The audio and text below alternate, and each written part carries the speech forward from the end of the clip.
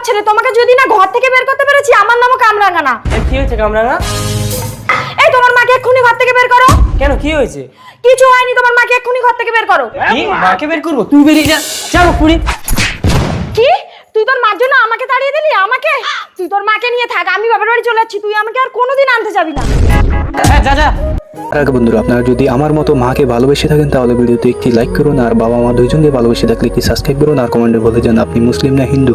বাটুল, বৌমা হলো ঘরের লক্ষ্মী বাবা, তুই এইভাবে বৌমাকে তাড়িয়ে দিলি? তুমি জানো না মা, তোমার জন্য যদি একটা খাবার নিয়ে আসে ও লুকিয়ে লুকিয়ে খেয়ে নেয়, তোমার জন্য যদি একটা শাড়ি নিয়ে আসে ও লুকিয়ে রাখে, তোমাকে দিয়ে এই বাড়ি সব কাজ করায়।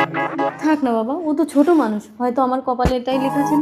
আর আমি আর কয়দিন বাবা, ওকে নিয়ে তো তোকে সারা জীবন চলতে হবে। না মা, তোমাকে যে ভালোবাসে না তার জন্য এই বাড়িতে কোনো জায়গা নেই।